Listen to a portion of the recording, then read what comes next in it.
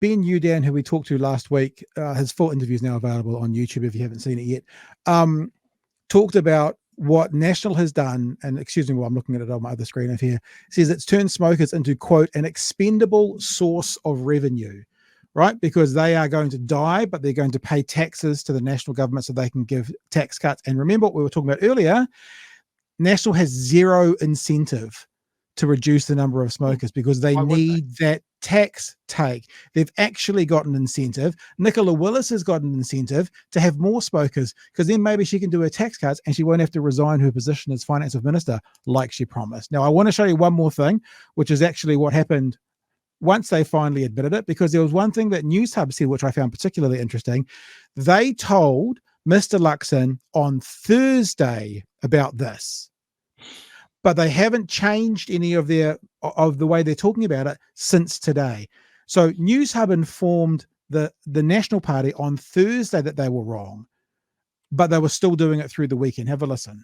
Idiot. We think it's wrong, for example, to have a single store in Northland. You've got one store in Northland that would be a magnet for crime. It's just obvious that we don't think having a single store in Northland being a target for gangs and driving into a bigger black market is actually a good idea. You get the picture. News Hub put Luxon right 4 days ago. There you go. But even after News Hub pointed out the real number was much higher, Luxon's number 3, former tobacco lobbyist Chris Bishop, was repeating the same line today. It'd be one store in Northland, that's my understanding, yes.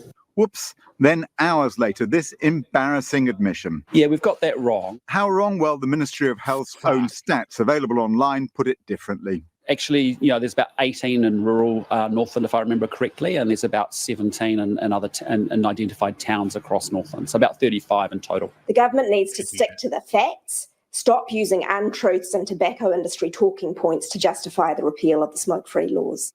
Now, I wasn't going to include the Alicia Verrill comment there because I thought, they're just having a stab back, but I left it in because the point she made about tobacco talking points, big tobacco talking points, I thought was quite important to get in there, Chewy.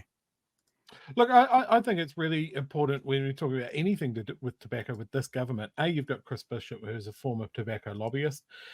We know that the Taxpayers Union was set up by his father, who also worked for the tobacco industry and has been absolutely pivotal at chipping away at the government the entire time. Sorry, Pat, I just want to use this image. It's just objectively funny. Oof.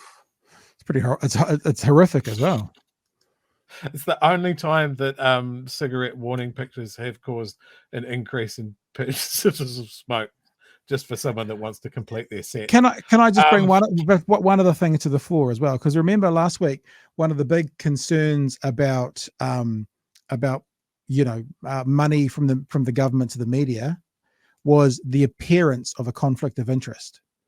Now, surely a former tobacco lobbyist from the family of tobacco lobbyists talking about tobacco has an appearance of a conflict of interest. So why aren't National applying the same standards to themselves? Remember I said earlier, I'm not just going off on National. I want to apply the same standards to them that they've either promised to stick up to or that they would apply to Labor. This is the standard they've applied to Labor because remember, they were all saying, we don't think the media's done anything wrong, but the appearance of it to the public makes it so that it shouldn't be happening. Well, what about this, guys? What about this?